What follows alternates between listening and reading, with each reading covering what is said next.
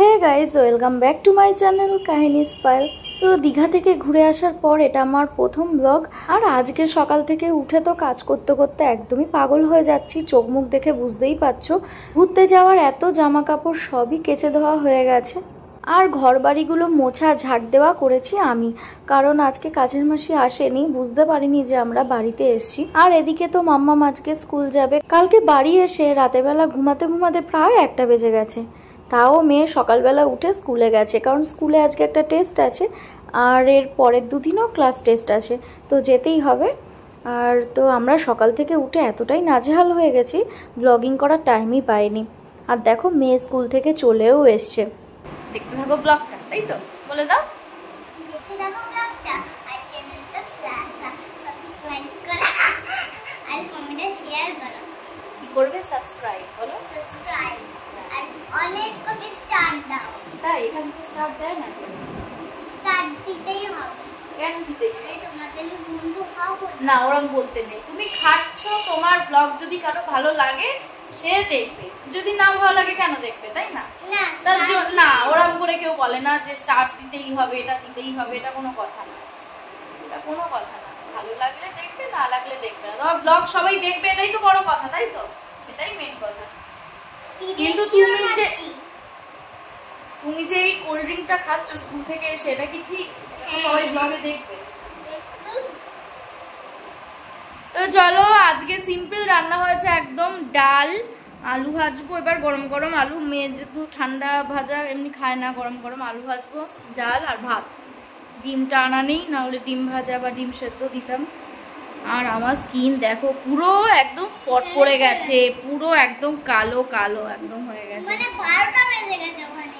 12টা বেজে গেছে। তো ইচ্ছা করেই আমি আনন্দ করার জন্যই করেছি, জানি আমার স্কিনের হাল হবে, আবার ঠিক করে নেব ঘষা মাজা করে। আর আজকে হয়তো আমার মানে মন ভালো করা জিনিস আসছে, আমার স্কিন কেয়ার প্রোডাক্ট আসছে আজকে, টিং টিং টিং টিং, তোমাদেরকে দেখাবো পরে।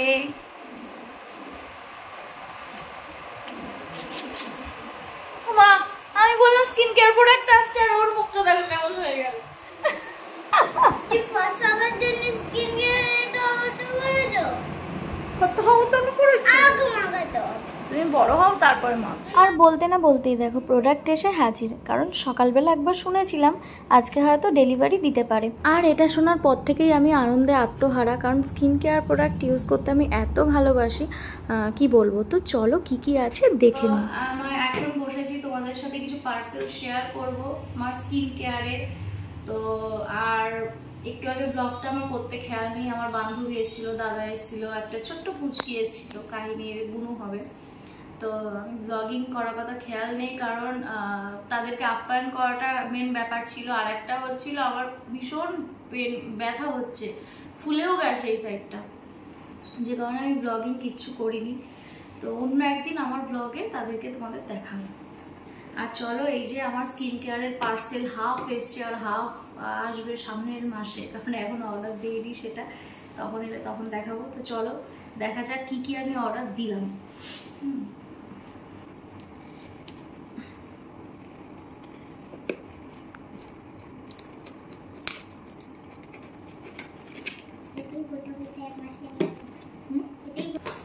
বসে দিলেই হয়ে যাবে।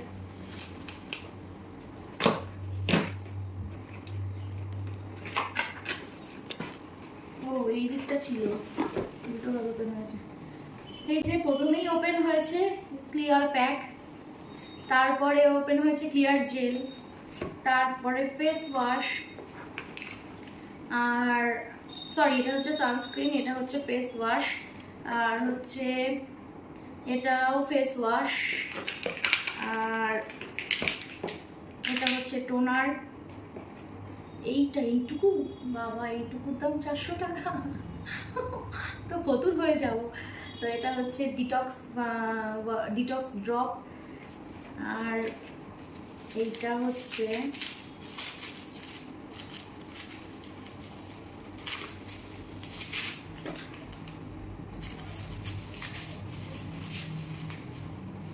হচ্ছে ম্যাজিক ড্রপ সিরাম, আর এইটা কিছুই না।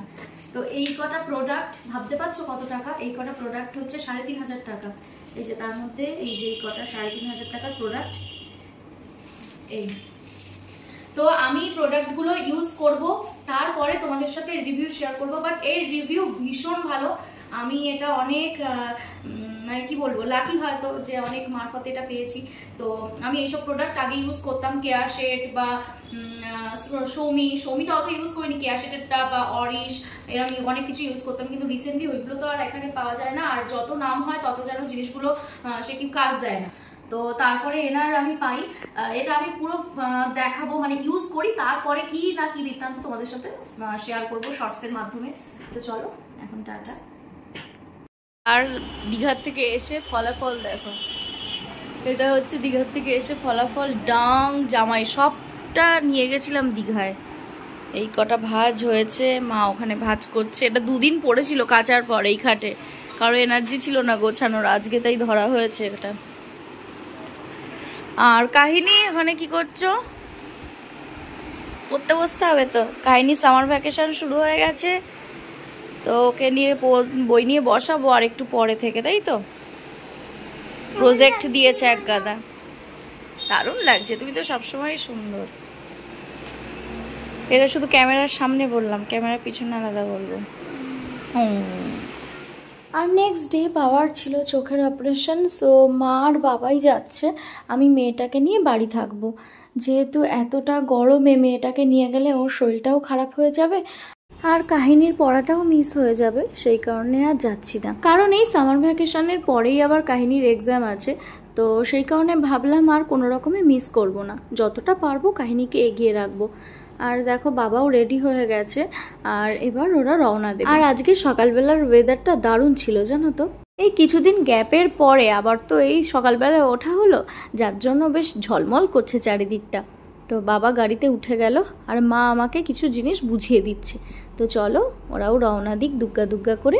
আর এদিকে আমার চোখে তখনও ঘুম, কি করব, আগের দিন লেট করে শুয়েছি, তো সকালবেলা যেন ঘুমই ভাঙছে না। মা অনেকবার ডেকেছে, কিন্তু তার অনেকক্ষণ পরে আমি উঠেছি। আর ওরা চলে যাবার পর না কিছুক্ষণ ঘুমিয়েছিলাম, মানে শুয়েছিলাম আর কি। আর তার মধ্যেই দেখি কেমন ঝমঝম করে বৃষ্টি, দেখো চারিদিকটায় রোদ, অথচ তোমার বৃষ্টি হচ্ছে। আর আমি যেতে না যেতেই দেখি জামা কাপড় পুরো ভিজে গেছে, তাই আবার সেগুলো না তুলে রেখে দিয়েই চলে এলাম। তো ঘুম ভেঙে এখন বাজে 9:30। মেয়ের পড়া আছে, মেয়ের পড়া ছিল 8টা থেকে 10টা অবধি। তো তখন যেতে পারিনি, ম্যাম আবার ফোন করে বললো ঠিক আছে 10টা থেকে আসুন, 10টা থেকে কিছুক্ষণ পড়াবে, তারপরে যাব আজকে মাসির বাড়ি। কারণ আজকে মাসির বাড়ি থাকবো দুপুরবেলা, আর রাতে বাড়ি ফিরবো মা বাবা যখন আসবে। আমি এখন ভাত বসে দিয়েছি, মেয়েটাকে দুটো খাইয়ে নিয়ে তাই যাব। তো ঝটপট করে এখন রেডি হব। আর কাজের মাসও এসে গেছে, ঘরটার উপরে পরিষ্কার করতে থাক, আমি আবার মেয়েটাকে দিয়ে আসবো। আমি কিছু রেডি টেডি হব তখন, মানে জামা কাপড় টুকটাক যা মাম্মামের লাগে, ওখানে তো স্নান করবে মাসির বাড়ি গিয়ে। তো আজকে ব্লগটা পুরো দেখতে থাকো, কেমন লাগবে অবশ্যই জানিও। আর ডেলি ব্লগ আপলোড করতে মাঝে মাঝে একটু গ্যাপ হচ্ছে, যেহেতু বিকজ তোমরা প্রত্যেকেই জেনে গেছো আমি বারবার একটা কথা বলি, আমার স্টোরেজ প্রবলেম হচ্ছে ফোনের। তো চলো এভাবে দেখতে থাকো। কি হলো? হ্যাঁ তো চলো। আর আমার মুখে এই পিম্পলসটা বড্ড জ্বালাচ্ছে, তো চলো চলো চলো দেখতে থাকো। আমার চুলগুলিও উঠে গেছে, ওকে খেতে দেবো, ও যাবে ফ্রেশ হয়ে পড়তে। আর বেশিক্ষণ টাইম নেই যদিও, তাই আর বক করছি না। তো একেবারে ওকে রেডি করে দিতে যাওয়ার সময় তোমাদের সাথে শেয়ার করবো।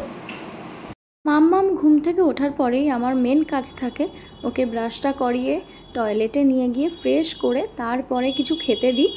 আরও বেশিরভাগ সময় হরলিক্স নয় কমপ্ল্যানই খায়, অন্য কিছু খায় না সকালবেলাটা। আর তারপরে চলে যাবে পড়তে, পড়া থেকে এসে ও তারপরে একটু ভাত খায়। আর আজকে যেহেতু একটু বেলা করেই পড়তে যাচ্ছে, সেহেতু ওকে আজকে ভাতটাই খাইয়ে দিয়েছি। আর এদিকে যে আমি পাউডারটা ইউজ করি সেটা তোমাদের সাথে শেয়ারও করে নিলাম।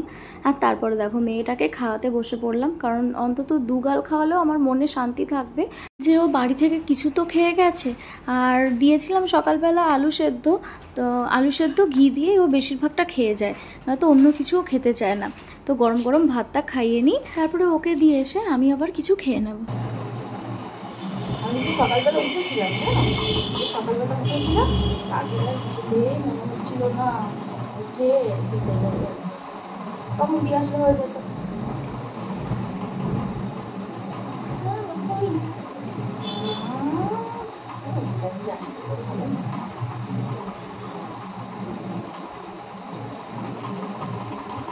দেখেছো আজকে যখন বুটকাল খাইয়ে পেয়ে আলাদা খেয়ে চলে এসো, নাও জুতো পরো।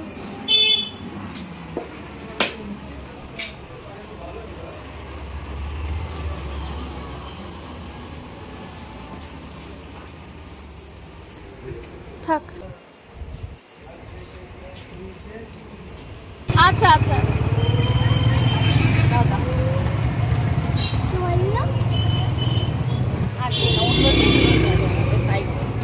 আজকে কটা? 9:30 সময় বাড়ি এলাম এখন। আর আজকে প্রচন্ড বৃষ্টি হচ্ছে। আর সারাদিন ওখানে কি করলাম আমার ব্লগ করতে খেয়ালই নেই, কারণ এত বৃষ্টি হচ্ছে। মেয়েটাকে সামলাচ্ছিলাম, গিয়ে স্নান করলাম, লুচি খেলাম, গিয়ে স্নান করলাম, কোনো কিছু ব্লগ করিনি ওই বাড়িতে। তো এখন বাড়ি এলাম, মাম্মাম পড়ে নিল, পড়ে নেওয়ার পরেই বাড়ি এলাম। তো বাবার এখন চোখ পরিষ্কার করবে, বাবাকে ছেড়েও দিয়েছে, আবার পরশুদিন নাগাদ যেতে হবে বন্ধুরা চেকআপ করতে। এখন বাবার মুখের চোখটা পরিষ্কার করে একটু চোখ পরিষ্কার করা। এখন হচ্ছে চোখের ওষুধ দেবো। ওষুধ খেয়েছো? এই ওষুধ খেয়েছো? এত বৃষ্টি হচ্ছে, থেকে থেকে বৃষ্টি হচ্ছে। তো